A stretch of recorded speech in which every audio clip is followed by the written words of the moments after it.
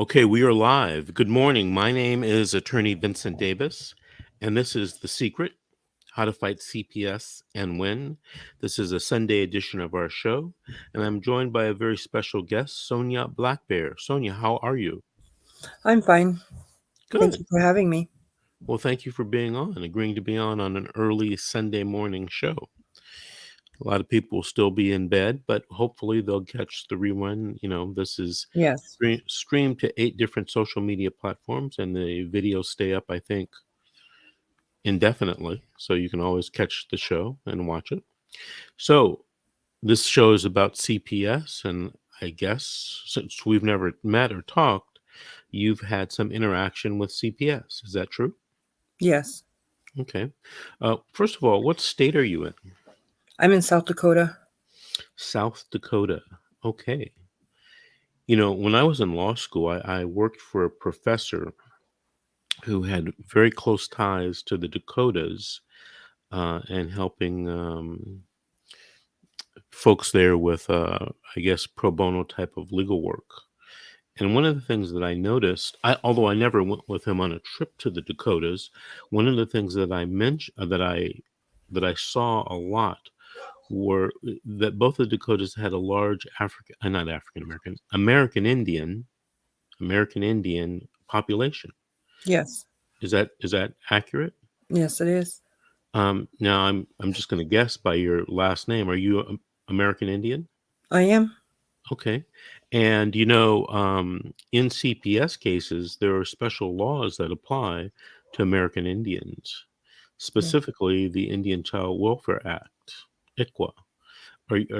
Did you know that? I do. I Okay. knew. Are you a member of a tribe? I am. What I'm a tribe? member. I'm a member of Cheyenne River Sioux tribe. And is that located in South Dakota? Yes, it is. Okay. How big is the tribe? I I'm not really sure, but I know that Ogallala might be bigger than Cheyenne River. Hmm. Is your tribe involved in the gaming industry at all? No. Okay. I've noticed over the years that tribes that are involved in the gaming industry, have a lot of resources. And sometimes they affect or get involved with these juvenile dependency cases on a larger scale. And I was just wondering if it was. Do you think it's because of the resources they have availability to? I believe so. Yeah. Yeah. Well, why don't you tell me your CPS story and start from the beginning, and let's try to do it in the chronological order. Okay. My grandchildren were removed in June of 2022. And the allegations were that I had abused them, and I was a meth user and had meth in my home. I drink every day with my adult children, um, and then in August, my other three grandchildren were removed, and for them, I'm not exactly sure why. Maybe it was because the three other ones were removed, but ICWA was informed, and they had jurisdiction over the children. They intervened, but they did not transfer. Um, well, I asked one of my granddaughters had gotten a picture from one of the other grandchildren, through a social media, and it was of my 14-year-old granddaughter in bed with a boy in the foster home, um, with panties and a t-shirt on. I had told the caseworker I wanted my grandchildren removed from that home and placed back in Rapid City where I'm at. Um, she had told me that they would be removed. They hadn't been. The caseworker and I do not have a good rapport, with the lies and things that she's telling about me. I was placed on random UAs, including alcohol. Um, I'm not a drinker. Haven't been a drinker for over 20 years. I've never used drugs. I don't even smoke cigarettes. But I think the stereotyping that they do here in this town is that Native Americans, they're drunks, they do drugs, they abuse kids. There's a lot of abuse in the families, which there's some of us that don't have any of that abuse in our homes, but we're still stereotyped for it. Um, I asked that my grandkids be moved back here because of the picture, and they said they would. Well, in this January, I got my granddaughter had a visit with their mother, and they had told their mother that they had been raped while in foster care. I had called not called, I only email and text the caseworker. I do not talk to her personally, and I won't because I don't trust them, anything they say. I had told her about the incident. She knew. She said that she had questioned the girls, and it was a consensual sexual encounter with a boy their age. And I asked her if she was going to move them back, and she didn't answer me. Well, I had called on January 20th. I had called the police department of where these kids were in the foster home at. And I had told them my concerns that this happened in the foster home. And he said that they would start an investigation and asked me where the kids were. The kids are in Rapid City now because of, I believe because of this incident. They removed them from the foster home and placed them back in the city where I'm at. And I had reported that to the police, and I had told her in an email I had reported it to the police. The state and the caseworker should have reported it. It's a crime. They should have reported it, and they didn't. She told me that she reported it to the Rapid City Police Department, and a forensic interview would be if it was necessary, they would do one. I called the Rapid City Police Department and I asked them if it was reported, and they said no, it wasn't reported. The only thing reported was through Aberdeen, and Aberdeen asking Rapid City to for assistance in locating these children.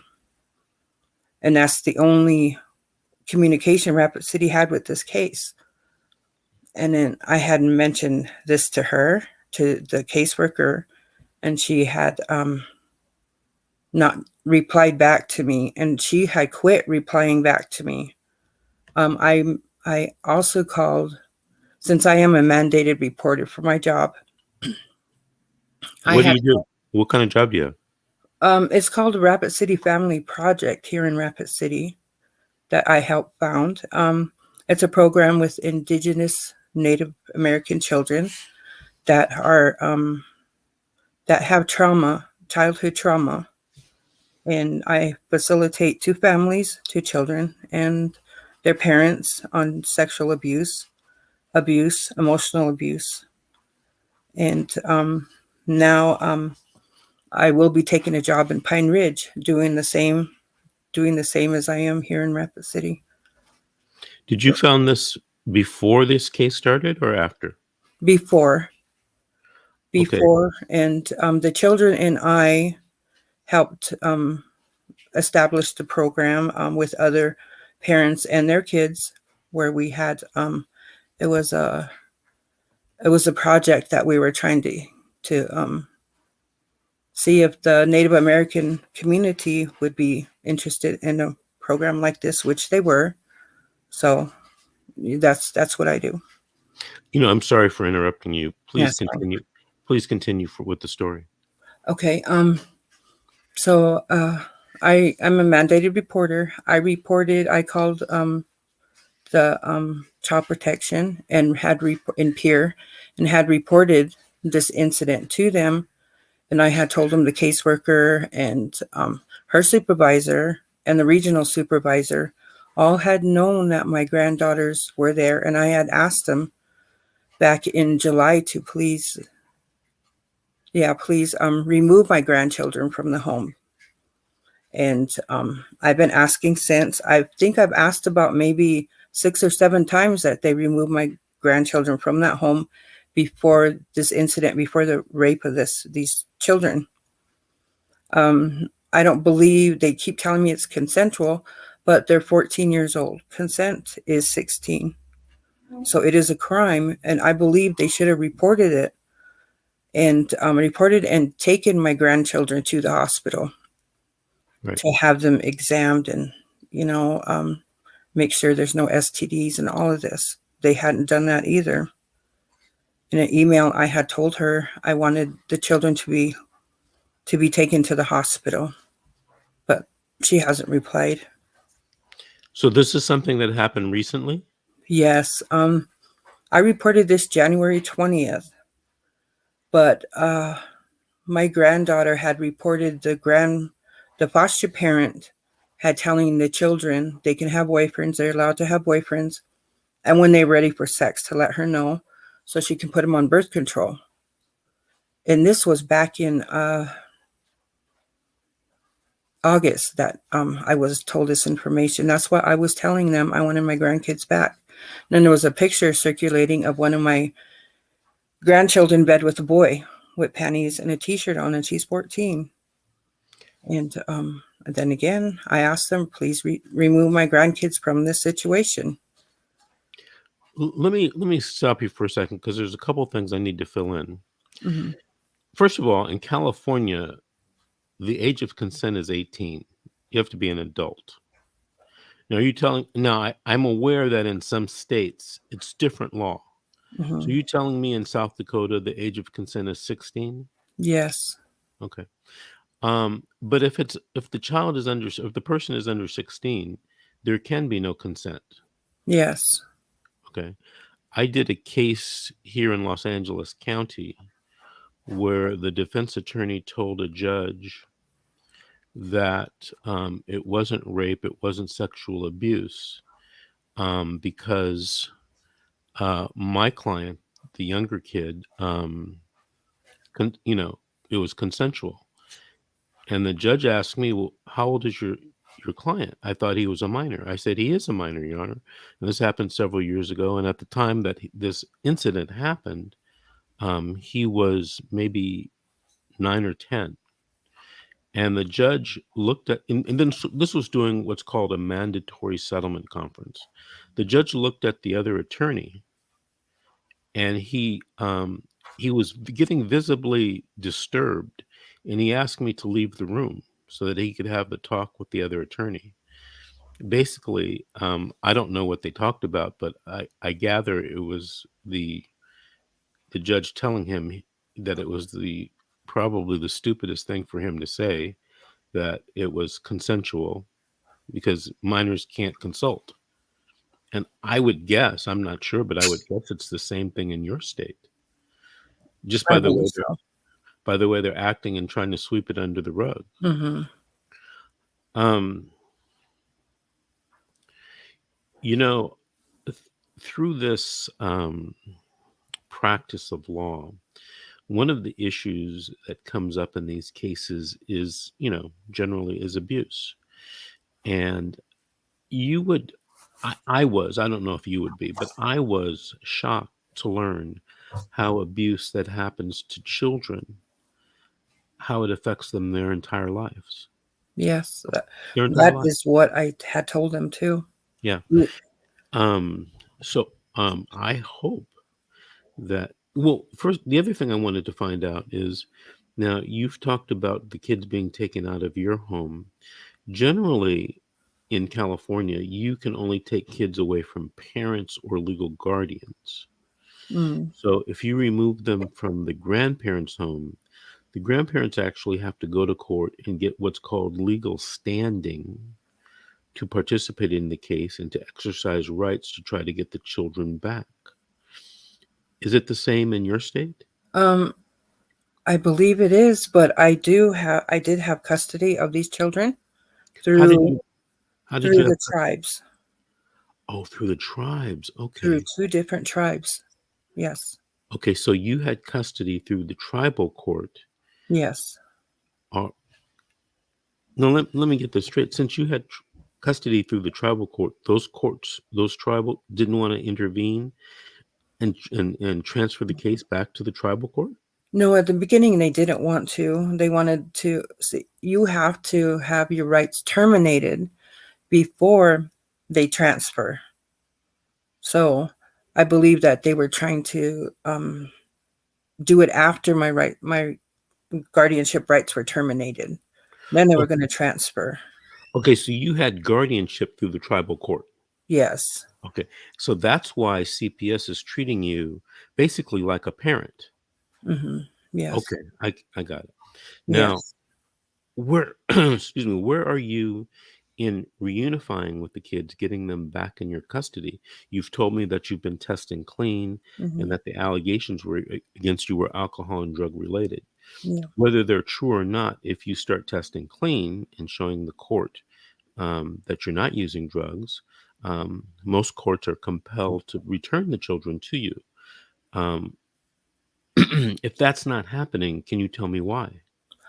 Well, we had went to court, and I wrote the judge a letter of what was happening with the children, and she the last court hearing she had postponed it to February 10th. So her and all the attorneys can look at the statements that I've written. She said they were concerning, and then I wrote her another one on Friday because of the rape of my grandchildren. And I'm not sure what's going to happen, but this social worker has told the foster parent that this happened to, that she was going to help them adopt my grandchildren. And this foster parent still has communication with my grandchildren. Okay, well, hold on a second. You don't have to write this down because you can go Mm, back and look at this. But I'm telling you right now, talk to your attorney and consider filing a federal complaint. okay. Okay? And you file it with the Department of Health and Human Oh, Services. I've done that. Okay. You have? Yes, I have. Have they contacted you? Not yet. Okay. The other thing that you can do is you can file a complaint with the Department of Justice, I've done that. Civil Rights Division. Yes. Okay. Have they contacted you? Yes. Oh, they have. They have, and they had told me in the email that they've got many cases like this. Mhm. Unfortunately, they cannot take my case. They Hmm. have thousands of cases like this, and my complaint doesn't lack merit, and they would consider giving me um, what is they call it, a justice um, attorneys that I can Mhm. contact. They give me a pro bono attorney numbers, and they gave me other numbers and other people to contact. Now, let me tell you this. Whenever the Justice Department makes a decision that you're not happy with, Hmm. you can appeal it to a higher official or administrator in that department. Did they Hmm. give you the appeal information? They haven't. Okay. You might want to contact them and ask them. Okay. Okay. How long ago was it did you filed your HHS complaint? It's been last Monday. So it's relatively Yes. recent. Okay. Hmm. Um, they actually take action and do investigations in cases like this. Hmm. You know, if you are, and I can imagine they have a lot of cases as well. But definitely keep on top of that. Now, there's in your state, is CPS run by the county or by the state? I believe the state. Okay. So what you should do is what's your capital? Pierre, South Dakota. Pierre? Yes. Okay. So what you should do is you should contact the head office in your capital. And what I would do is just cut and paste the same complaints that you've already filed and Hmm. file with them as well. Okay. Okay. The next thing that I think you should concentrate on, is your attorney. Now, do they give you a court-appointed attorney in South Dakota? Yes, I have a court-appointed attorney. She has missed appointments. She doesn't really speak with me. Only before court, like 5 minutes before court, and then she'll tell me. I asked her in an email, "What is your strategy? Are you going to help me get my grandkids back? What are we doing?" Because everything is, all my contact with DSS is through email. And she said, the court case is moving along and you are arguing back and forth with the department. I said, no, I don't believe I'm doing that. I believe I'm trying to explain to them and like stick up for myself and my grandchildren. It's not arguing. Have you had what's called the jurisdictional and dispositional hearing yet? Um,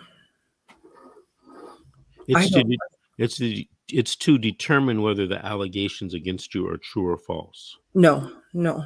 Okay, so that's going to be obviously a very important hearing, and you and your attorney need to be on the same page. Hmm. I don't know if your relationship with your attorney is beyond repair, but if it's getting there, there's something that you might want to consider, and that's consulting another attorney in your state, and you may have the opportunity to make a motion to request a different court-appointed attorney. I have done that.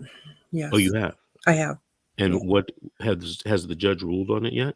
Not yet. I don't believe she's gonna till February 10th. Okay, so And coming up pretty quick. yeah.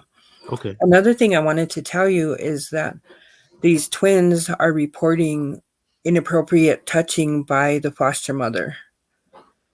And they had told their mother that they didn't want to go back to her. They didn't want to talk to her, but she's still talking to them.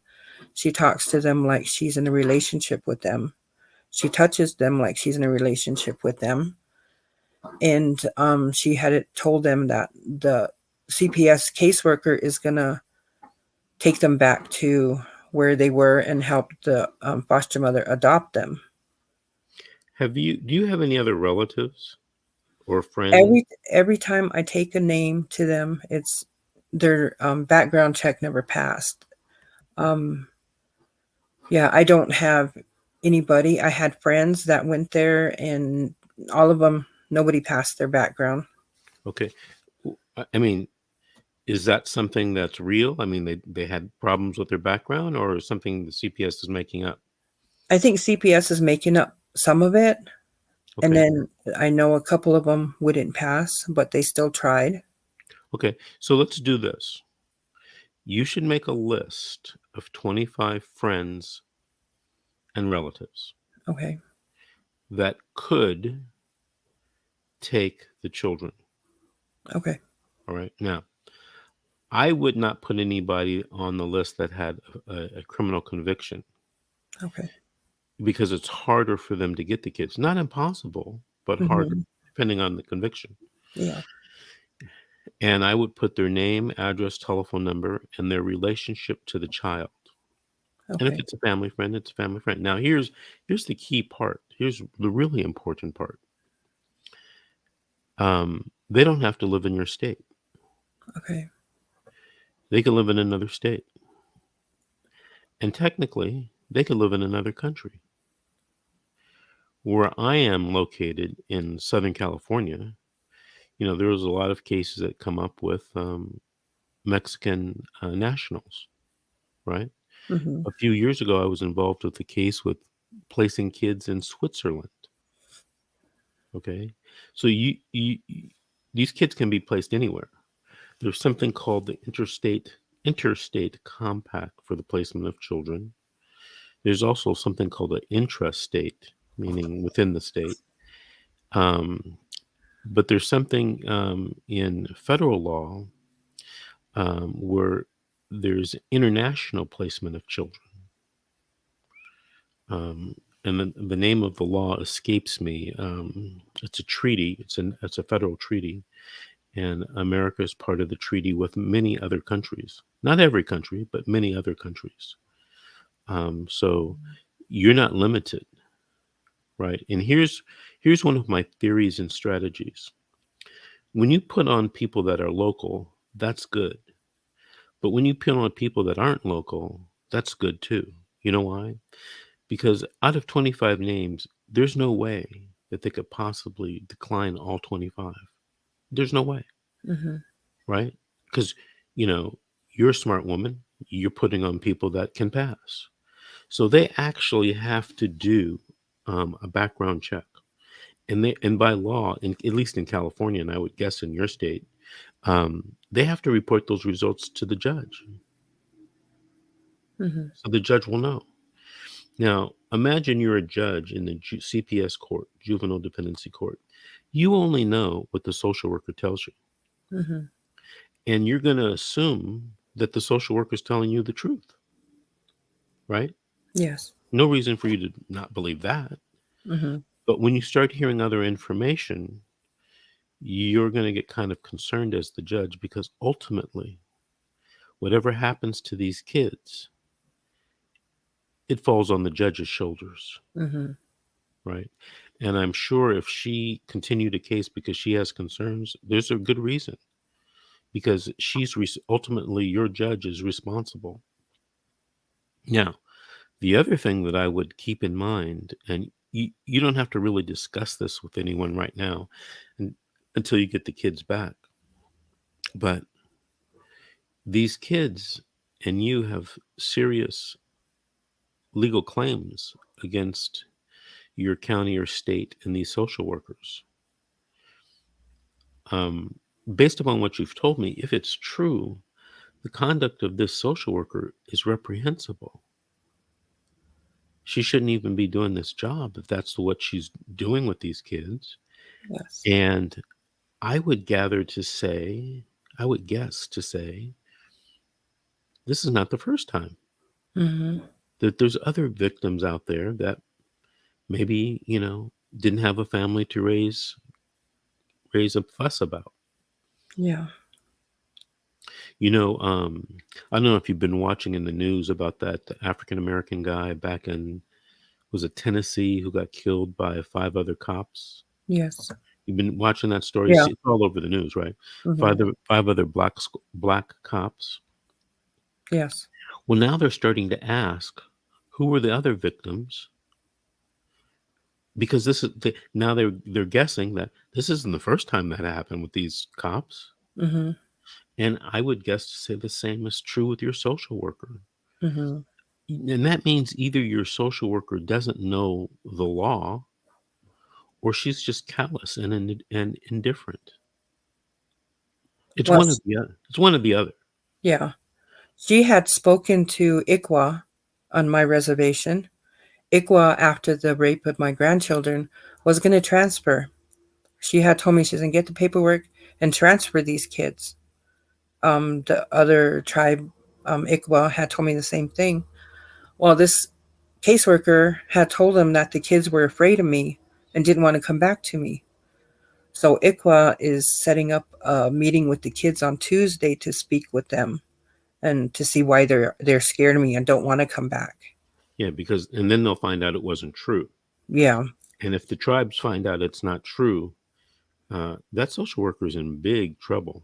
yeah, yeah, So I'm sure the tribe's not going to stand by for that. yes. And I believe this worker has other things in mind, like adopt. She's talking to their mothers like she wants to adopt all my grandchildren. One of the Well, mothers is in prison. well, first of all, in California, I don't know if it's the same in your state. If you're, I think it's 12 years old or older and don't want to be adopted, you can't be adopted. Is Hmm. it like that in your state? I believe so. Yeah. So there's a cutoff. And, how is she going to convince these 14-year-old girls that they should be adopted? She has convinced. She has convinced them. She's told them things. If you tell what happened in the foster home, I'll take you out of Rapid City, and you won't come back to Rapid City.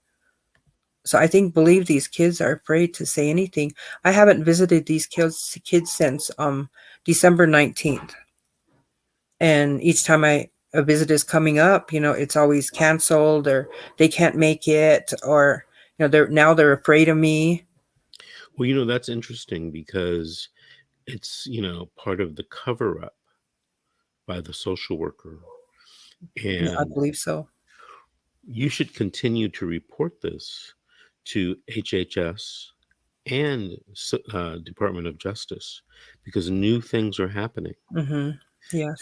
Things are getting worse. And you would think that the social worker would back off. You would Mhm. think that. No. No, Dou- Double her down is the theory. yeah, Triple down. her supervisor and the regional supervisor, she said she staffed it with them, and they were in agreement to leave my grandchildren in the foster placement they were in. What you should probably do is, in California, if you have a problem, a systemic problem with the county, you can actually make a motion to have the state come in and take over the case. That means state attorneys and state social workers. Now, in Mhm. your state, you have state already.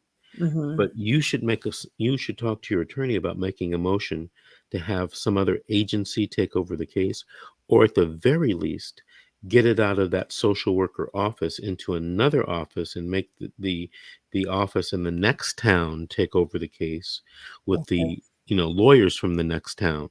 Mhm. Because obviously there's a problem going on where you are with that social worker, the supervisor, and the regional administrator.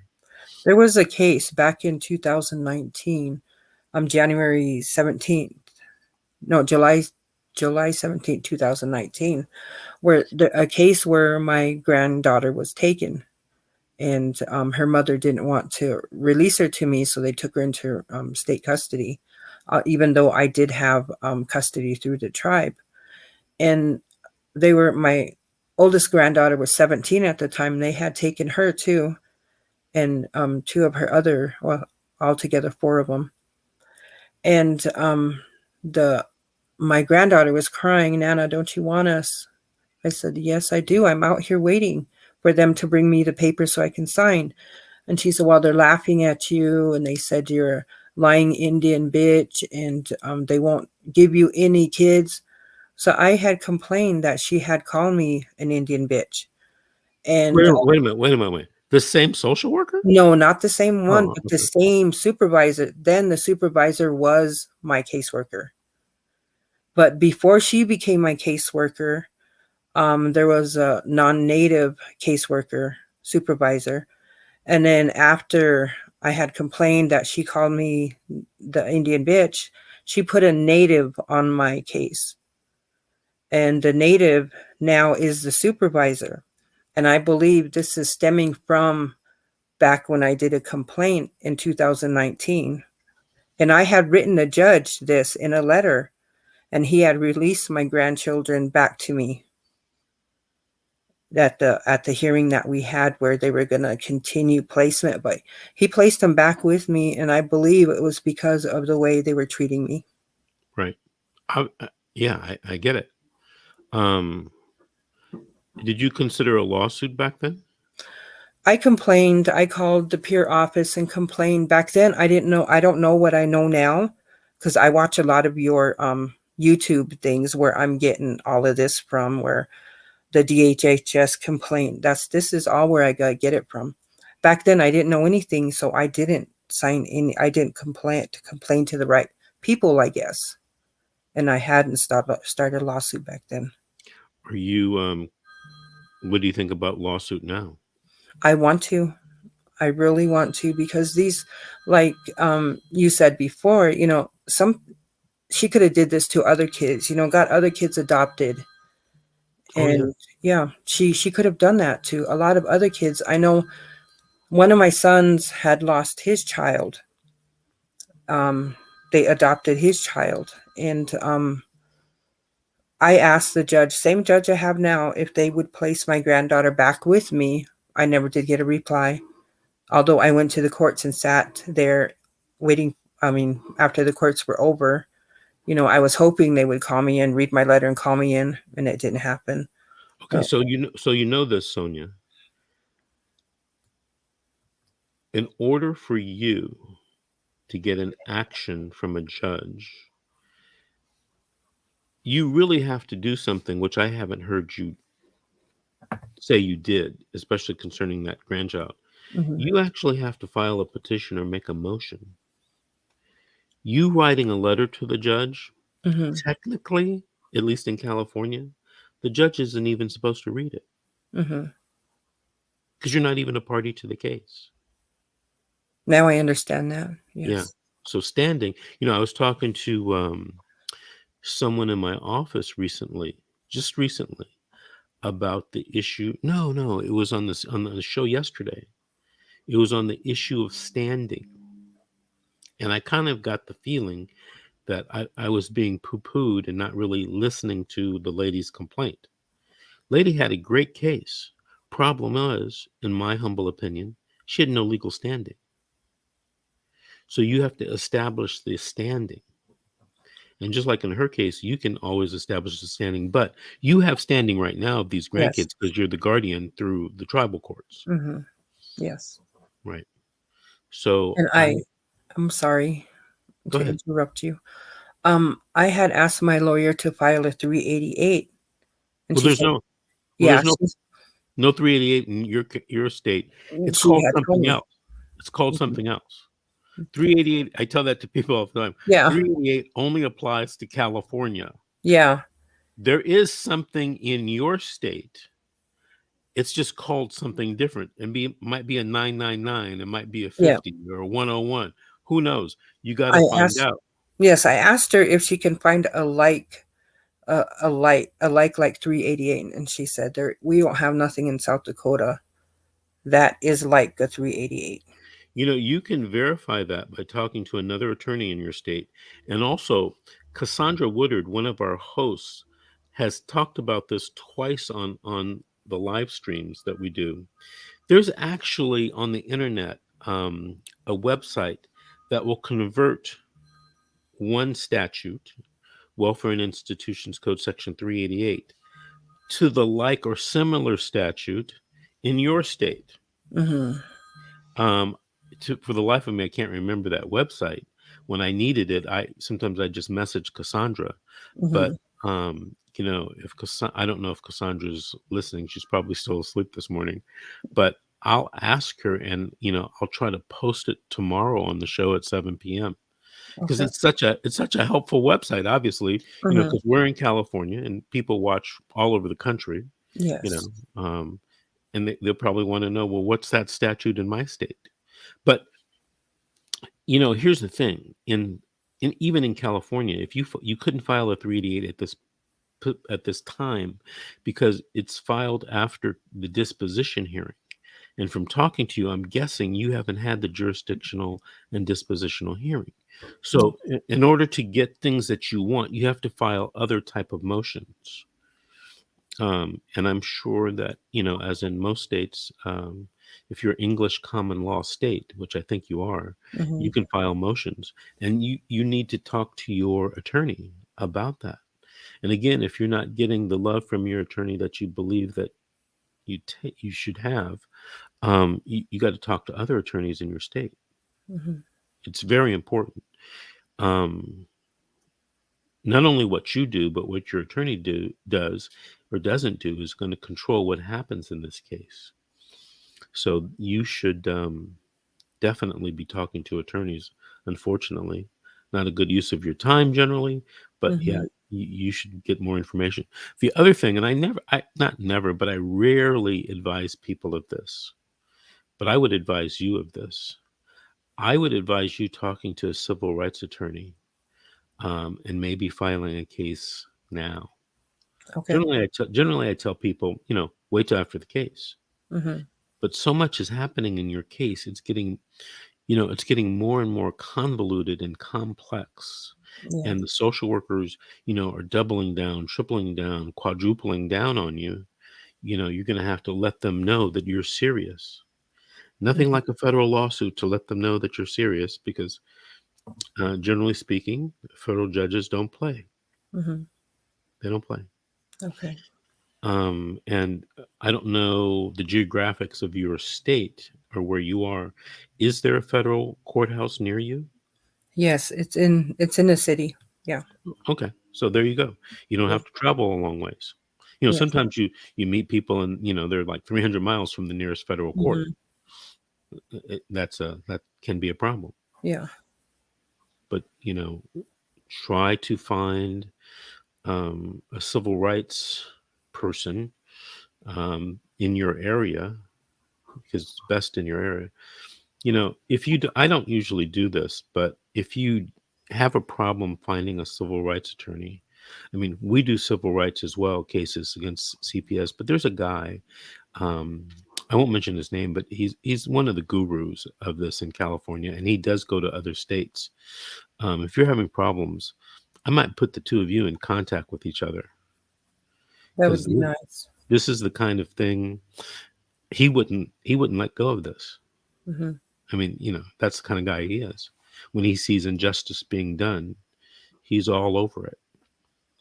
And I think injustice is being done to you. Well, Sonia, we are coming to the end of our show. I want to thank you for coming on this Sunday morning and sharing your story and what's happening to you. Unfortunately, I hear these stories all the time, Hmm. and just, kind of hurts that these families are being treated this way. Yes, it does hurt. I've cried many nights. I'm in a Mm. 5-bedroom home and it's empty. I don't have no kids here. Just and I believe they were hoping I would lose my home, but I'm working. I'm on disability. They were hoping I would lose my home so I wouldn't have a place to bring my grandkids back to. Mm. So that was even part of their strategy as well. Yes. Wow. Wow. Back it wasn't an issue, not really an issue recently, but when I first started doing these cases, 30 years ago, one of the strategies was that if they take your kids, you would lose your federal housing Hmm. money. And there was something called Section 8. But to have that Section 8, you had to have the kids. Hmm. I don't know if that's changed or if more people just aren't on Section 8 anymore. I don't know. Hasn't been an issue in a long time. But Yeah. that whole, I guess they'll attack you any way they can in order to win this case, in order to protect children. Yep, they have, and they still are attacking me Yeah. constantly. Now they have the police. Police come to my house. They said they want the police to um, come into my home 24/7, anytime they want to make sure I'm alone. And there's nobody else in my home. Well, wait, is that a court order? No. Then how would they want to, or why would they want to even do that? Well, I have an email where she said that's what they want to do. And then in the next hearing, I got some paperwork and they're stating in there that's what they want to do. And they said they have no services for me to complete in Rapid City. So they don't have anything for me to accomplish, although I have done the 24/7, the UA testing. I've done that. I've done the mental health, which they had stated in the paper they wanted. They didn't order it. I've done it. You know, did you report this to HHS and Justice Department? What I reported to them was the basics of it says violation at this time, a different date. So I wrote the violations of the date that I feel that I was discriminated against. Well, let me tell you this. I think you should specifically state these things in your complaint. Uh-huh. Now, I'm no lawyer in South Dakota, but from just a federal civil rights point of view, in my humble opinion, that's illegal. And if you don't have the kids, they don't control who you can have in your house. There's no, Mhm. like, unless the judge said it. If the judge said it, you got to obey it. But if the judge didn't say it, what the hell are they talking about? Mhm. Why do they even care if somebody's over your house? Yeah. They're saying my adult children come to my home and the children are scared of them. Oh, I'm on UAs because my adult children were convicted of a drug offense or alcohol offense. Not necessarily me, it's my children. Hmm. I feel like I'm being held responsible for their choices in their life. They don't live with me. They do their own thing, but they have me on random UAs because my kids were convicted of that before. I I don't know if that's a reason. That Yeah. seems like a weird reason. But if they have allegations, if they made allegations that are viable that you use drugs, Mhm. then the UAs are called for. But Mhm. because your kids were using Yeah. drugs, Hmm. that is, in my opinion, way out of line. And you Yeah. need to be when you complain to HHS and Civil Rights or Justice Department, you need to tell them specifically, hey, these are the ways my rights have been violated, and then give them exact examples, provide copies of what Okay. you have. Hmm. I've never heard of such a thing. Yeah. I mean, that to me, that is evidence of a social worker out of control. She puts it in writing that she's violating your civil rights. Hmm. Most of the social workers that violate your civil rights, they do it undercover, like they can deny it later. Hmm. And So, this was the director of child protection here in Rapid City that had told me that that's why I'm on UAs is because of my kids. well, they're going to be surprised, and the judge will be surprised because you're passing all your UAs. Hmm. Now what? At one time, I used hand sanitizer before I went to one of my UAs, and it showed up that the alcohol had showed up in one of my tests. Right. But here's the thing. Again, I'm not a South Dakota attorney, but alcohol is legal, isn't it? It is. Mm-hmm. Right. UAs are supposed to determine illegal use and substance. And if you had alcohol in your system, what percentage was it? Does it equivalent to half a drink, a quart of alcohol? You know, you, Yeah. you, you get the point? Yeah. And I don't know if marijuana is legal in your state, but it's legal in California. Yeah. So It's now, not. yeah, but now I'm getting those situations where the social worker says, "Well, your client tested positive for marijuana," and what does that Mm-hmm. mean? It's legal. Mm-hmm. Like it's like had a glass of wine or a shot of tequila. It's legal. The real question is it such a level that it would prohibit me from taking care of the kids safely? Mm-hmm. Not whether I used it or not. Yeah. I have. So, I have. Like I said, everything's in an email, and I don't talk to them. right, And since I'm not talking to them, I guess I'm non-compliant with them. right. That they're going to use that against you. Yes. They're going to use that against you. But if you can convince the judge one of the reasons why you do that is because they lie, cheat, and steal, Mm-hmm. maybe the judge will say, okay, and you have evidence of this kind of crap happening Mm-hmm. to you, Yes. not only now, but in the past. Mm-hmm. In the past. A lot, here's the thing, and I'm just going to be honest with you about this. A lot of social workers feel they can do whatever the F they want Mm-hmm. because they can't be sued. That's what they think. The fact is, they can be sued. It's just harder to do Yeah. it. And what happens is, and what I think is happening with your social workers is they've skated all this time. They haven't been held accountable. So they get a little bit sloppier and sloppier as time goes on. Mm-hmm. But I think now is the time. I think now is the time for you to do something about it. Yes. And by that, I mean, get some, great legal talent that can Mm-hmm. go in and do something. Mm-hmm. Okay. Okay. All right, Sonia. Again, thank you. You have a good Sunday. Um, and I hope everything turns out well with you. Don't forget to contact me, okay? Okay. Bottom right hand corner is my office number. Mm-hmm. Contact me and we'll chat some more off the air and find Okay. out because I'm really, really interested. And the other thing is, you've come to me at a great time. A lot of people this happens to, they come to me 2 years later. Mm-hmm. And I understand that. They're shocked, they're depressed, the social workers just held them down and, you know, everything. But you are coming to me now and you're a Mm-hmm. fighter. And that's what you need. need Mhm. quick action. Yes. Okay, Sonia, hope to be hearing from you. Everyone, have a good Sunday, and Thank you. we'll see you tomorrow morning at not tomorrow morning. We'll see you tomorrow at 7 p.m. Pacific Standard Time for our regular show. Good night, all, or good Thank day, all. Bye bye.